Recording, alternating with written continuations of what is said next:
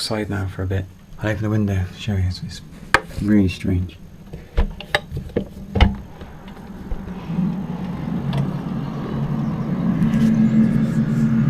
Listen.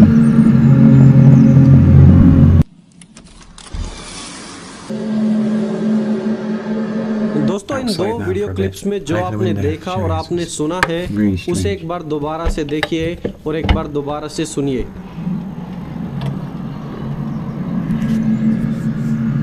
Listen.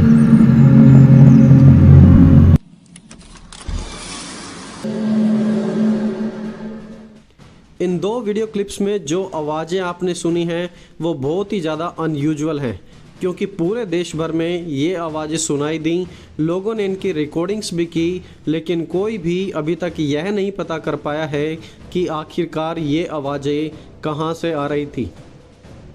News channel का कहना था कि 12:30 बजे सेंट्रल टाइम के अनुसार बहुत से लोगों ने अलग अलग स्थानों पर ये आवाज़ें सुनी। Did you hear a loud boom earlier today? Several people heard and felt a loud noise around 12:30 Central Time this afternoon. All over Carter County took to social media about a loud boom that shook their homes and workplaces around 10:15 this morning. एक महिला ने बताया कि वो भागकर अपनी खिड़की से इसे देखने के लिए गई कि आखिरकार बाहर क्या हो रहा है, पर उन्हें सिर्फ आवाज़ ही सुनाई दी और कुछ नहीं दिखा। So I ran to the back door and looked out, but I didn't see anything. कुछ लोगों ने यह आवाज़ सुनकर यह भी कहा कि हमें ऐसा लग रहा था कि प्रभु यीशु मसीह दोबारा से वापस आ रहे हैं और ये आवाज़ उनके वापस आने की आवाज़ है। We've heard Jesus is coming. We've heard lots of things. News channels के मुताबिक स्वीडन में भी इसकी आवाज़ सुनी गई और आवाज़ सुनने में ट्रम्पेट की साउंड यानी कि तुर्री की साउंड जैसी लगी थी। In Sweden, this sure sounds like a trumpet. America के मिशिगन में भी ऐसी ही तुरी की आवाज़ सुनाई दी और ये सारी आवाज़ें आसमान से आ रही थी। In Michigan, another trumpet-like sound. और इन पर एक्सपर्ट्स का कहना है कि ये आवाज़ किसी इंसान या फिर इंसानी मशीन के द्वारा पैदा की हुई तो नहीं हो सकती, क्योंकि आज तक ऐसी कोई मशीन नहीं बनी है जो इतनी दूरी तक अपनी आवाज़ पहुंचा सके। And are there any other potential explanations for what these people are calling skyquakes? Well, the problem I have with there being other explanations is the amount of energy required to create that kind of sound is beyond some guy out in the woods. The most powerful radio stations in the United States, I think they're 50,000 watts. And the amount of power that HAARP puts out that is published is around 3 million watts. It'd be very difficult to duplicate it enough. और वहीं दूसरी ओर कुछ ऐसे भी लोग हैं जिनका कहना है कि ये आवाज़ें प्रकाशित वाक्य 8 अध्याय से 11 अध्याय में दी गई जो तुरी की आवाज़ है, उन्हीं की आवाज़ है जो हमें सुनाई दे रही है, जो कि अंतिम समय के बारे में हमें बताने की कोशिश कर रही है। देखिए, प्रकाशित वाक्य 8 अध्याय उसके 11 तक हम अलग अलग तुरी की आवाज़ के बारे में पढ़ते हैं। फॉर एग्ज़ाम्पल, जब पहला स्वर्गदूत तुरी बजाएगा तो लहू से मिले हुए ओले पृथ्वी पर पड़ेंगे, पृथ्वी पर आग लग जाएगी और 1/3 पृथ्वी का भाग जल जाएगा और सब हरी घास जो आज हम पृथ्वी पर देखते हैं वो जलकर नाश हो जाएगी। जब दूसरी तुरी फूंकी जाएगी तो आग से जलता हुआ पहाड़ समुद्र में गिर पड़ेगा।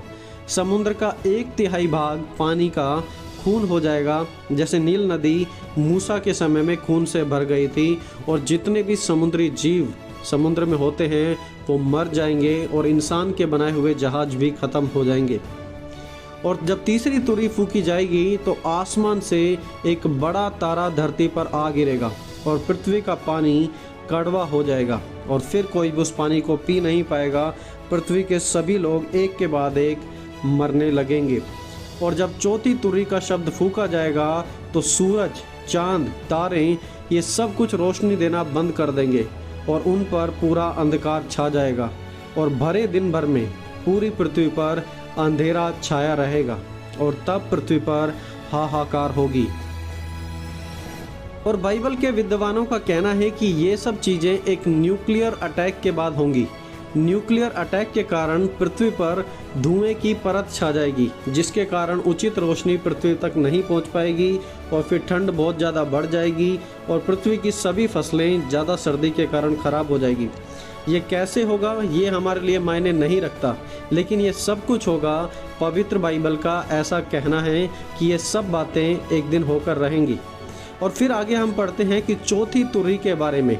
फिर एक उकाब पृथ्वी पर उड़ेगा और पृथ्वी के लोगों से कहेगा, ये जो 4 तुरही के शब्द तुमने सुने हैं ये तो कुछ भी नहीं है, अभी 3 तुरही और बाकी हैं जिसके कारण पृथ्वी का नाश हो जाएगा। और उस समय लोग मौत ढूंढेंगे, लोग कहेंगे कि मेरी मौत हो जाए, लेकिन उन्हें मौत नहीं मिलेगी।